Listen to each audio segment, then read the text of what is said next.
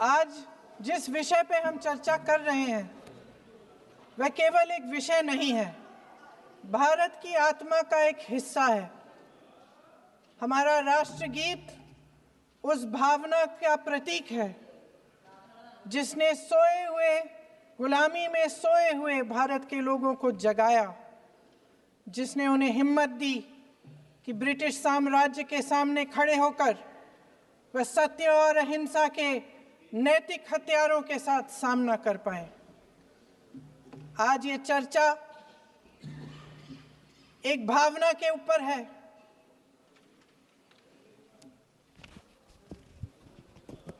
और जब हम वंदे मातरम का नाम लेते हैं तो वही भावना हमारे दिल में उजागर होती है। जब हम वंदे मातरम का नाम लेते हैं तो हमें उस पूरे इतिहास की याद आती है जो स्वतंत्रता संग्राम का इतिहास था, उसकी पीड़ा, उसका संघर्ष, उसका साहस, उसकी नैतिकता, उसका जो बल था कि ब्रिटिश साम्राज्य उसके सामने झुका।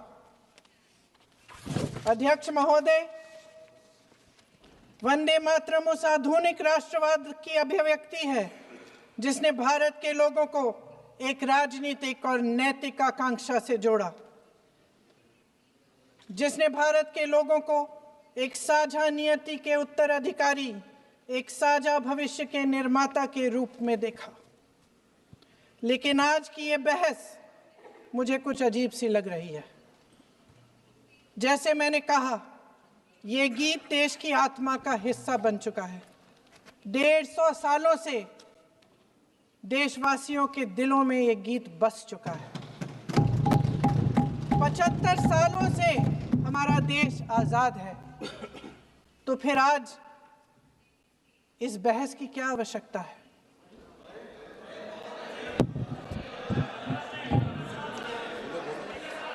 हमारा यहाँ मकसद क्या है?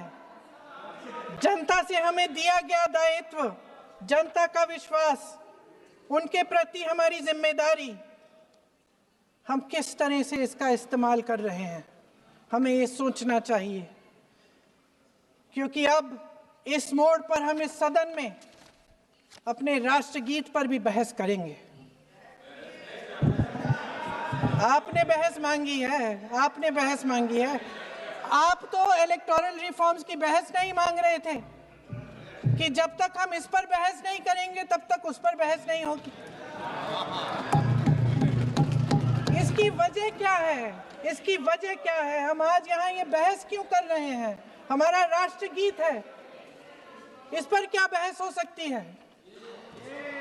हम ये बहस यहाँ आज 2 वजहों से कर रहे हैं। पहला कि बंगाल का चुनाव आ रहा है, हमारे प्रधानमंत्री अपनी भूमिका निभाना चाहते हैं उसमें। और दूसरी वजह ये है, ये मकसद है, पुरानी मकसद इनकी, अध्यक्ष महोदय, कि जिन्होंने स्वतंत्रता की लड़ाई लड़ी, जिन्होंने देश के लिए बड़ी बड़ी कुर्बानियां दी, उन पर सरकार नए आरोप लादने का मौका चाहती है। देश का ध्यान फिर से जनता के ज्वलंत मुद्दों से भटकाना चाहती है। यही एक मकसद है आपका। आपका मकसद है कि हम फिर से उसी अतीत में मंडराते रहें, उसी की तरफ हम देखते रहें जो हो चुका है, जो बीत चुका है। क्योंकि ये सरकार वर्तमान और भविष्य की ओर देखना ही नहीं चाहती, वे इस काबिल ही नहीं रही। सच्चाई ये है अध्यक्ष महोदय कि आज मोदी जी वह प्रधानमंत्री नहीं रहे जो एक समय में थे।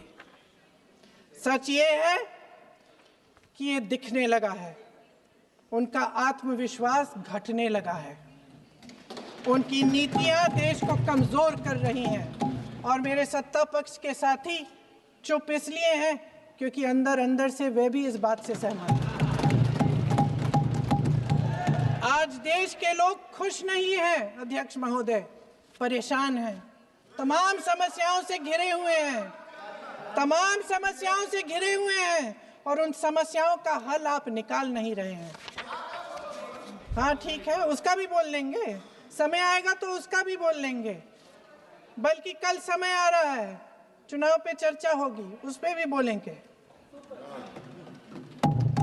अध्यक्ष महोदय, इनके भी अपने लोग दबी जबान में कहने लगे हैं कि सारी सत्ता को केंद्रित करने से देश का नुकसान हो रहा है। इस बीच अगर हम अतीत की बातें नहीं करेंगे तो कौन सी बातें करेंगे? ये किसी और बात के काबिल ही नहीं है, सिर्फ ध्यान भटकाना है जनता का। इसलिए आज हम वंदे मातरम पर चर्चा कर रहे हैं।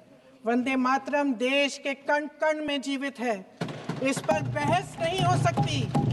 लेकिन चलिए, आपने बहस मांगी, आप बहस करना चाहते हैं, बहस करते हैं। आज इस चर्चा को प्रधानमंत्री जी ने शुरू किया, उन्होंने भाषण दिया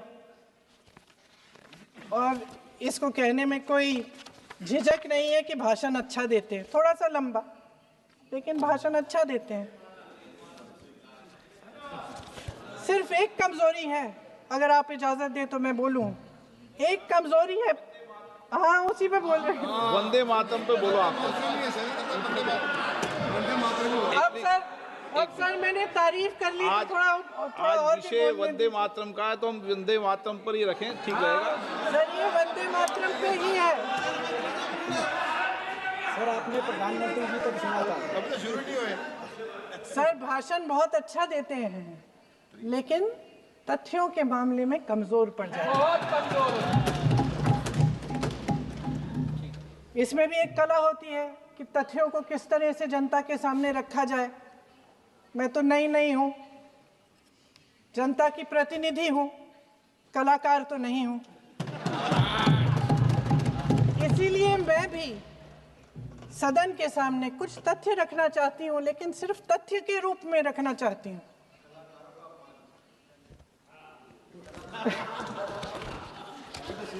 मैं उदाहरण दूं, उदाहरण दे देती हूं। सर मांग रहे